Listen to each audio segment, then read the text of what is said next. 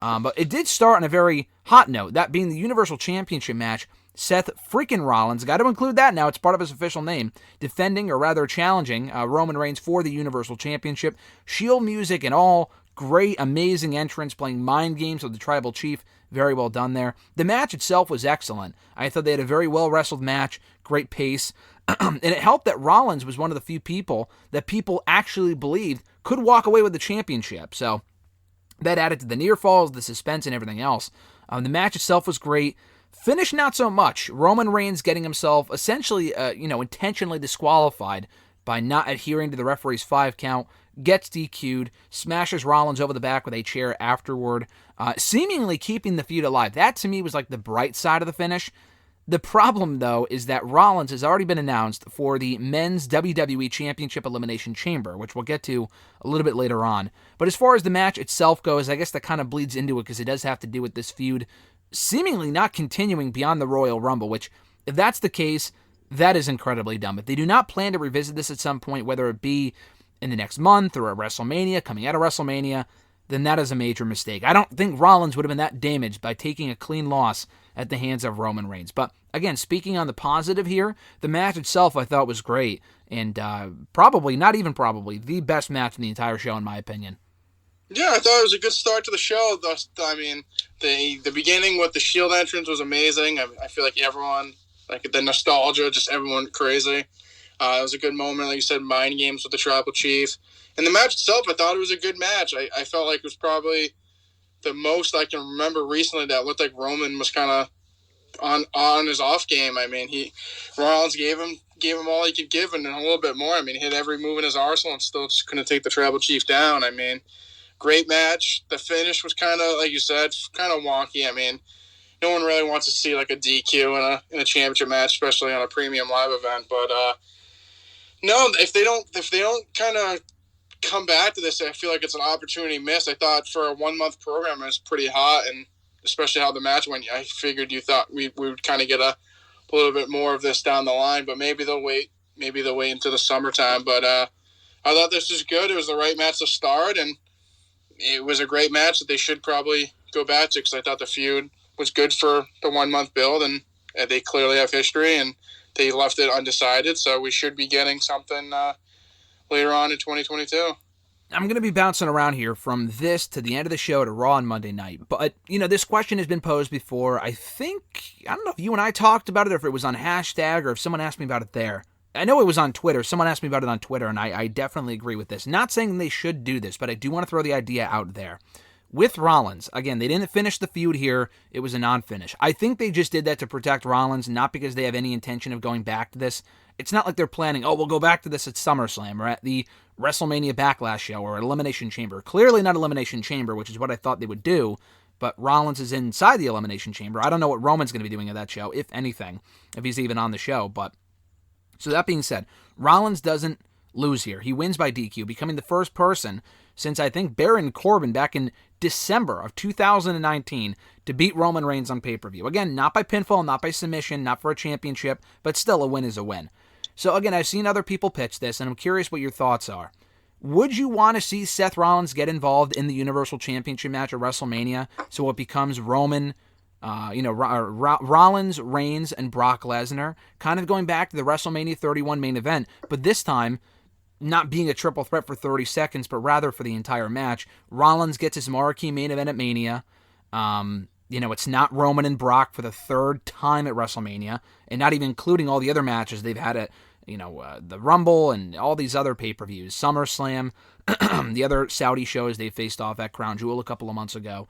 It gets Rollins in the main event. It's not the same match we've seen before. We know Rollins can have killer triple threats. I mean, look no further than the Brock Cena match from Rumble 2015, or the Miz Balor Rollins triple threat from WrestleMania a few years ago, or the Shield triple threat from a couple of years before that at Battleground 2016.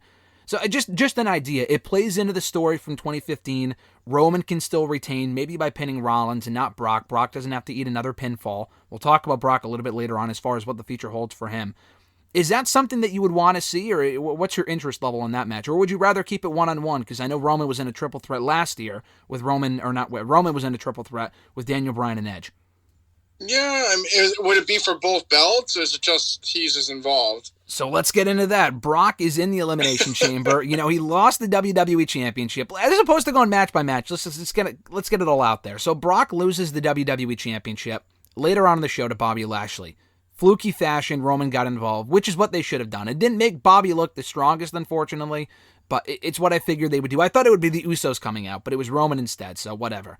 Brock then wins the Royal Rumble, so we got a lot of Brock on this show. And then we got a lot of Brock on Raw. Not really on Raw, but they did announce on Raw.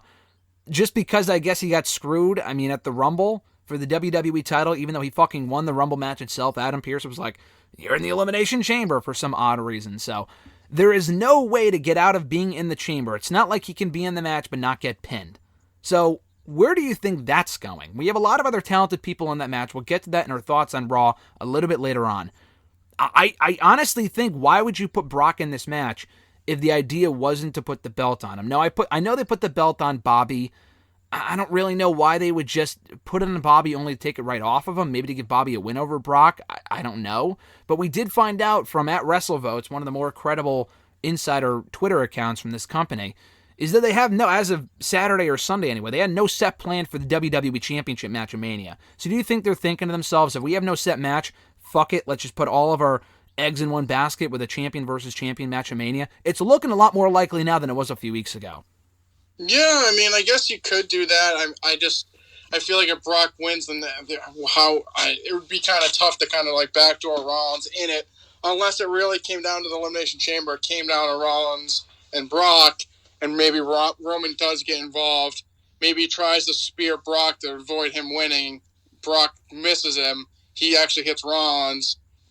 Lesnar dumps Roman over the ropes and pins Rollins there. So then Rollins would have got screwed twice, and then they can kind of backdoor him into the title match if it's for both belts. So, I mean, I don't think Brock's going to be in the Elimination Chamber to lose. So, I mean, if he did something like that Roman maybe comes out, tries to cost Brock the win again, accidentally costs Rollins, so Rollins got screwed twice by Reigns, and they just put him in the match.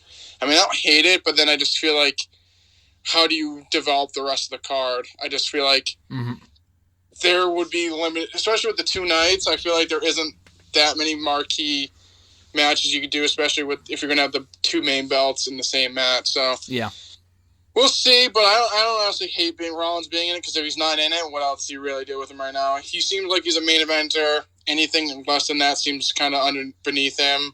I mean, I know there was rumored the Shane thing, but I don't need to see that, and it's not going to happen now, obviously. Yeah, I'm not really sure what else you do with them. I guess, depending on what they do with the tag title situation. At one point before RK Bro lost the belts, I thought there was a decent chance we could get RK Bro against Rollins and Owens. I don't love that idea. I mean, a couple of questions coming off of what you just said. With Brock and Rollins and whatever, is there a chance you think that Brock maybe doesn't even make it to the chamber and someone takes his spot before then? Maybe Roman beats the shit out of him or whatever, and then someone else enters the chamber instead. Is there a chance of that, or do you think the fact they advertise and they're going to stick to that? Yeah, I feel like, especially with the Saudi shows, they're probably more likely to stick with what there's advertised. I mean, anything can happen, so like I said, just to kind of juice it up. But I just feel like even if he's not in it, I feel like Raw I don't know. I like Rollins. I just feel like there's just no, like, I like Bobby too. I think Bobby's been good, but I just feel like Raw's just like, all those guys are just kind of in the same spot that, like, I feel like that's why, not Roman, that's why Brock basically won, just because, I mean, Raw needs something. I don't know. I just feel like if you just do Brock and Roman, what the hell do you do with the WWE side? Because it seems like even heading into the Raw Rumble, they really had no idea what they're going to do. Same thing with day one. Yeah, maybe going off of what you said earlier, not that I want to see this, but if they did the triple threat, which I'm fine with, but I don't like this idea. What if Rollins wins the championship inside the chamber, and then Brock chooses either one of them or both? I don't know how that would work exactly.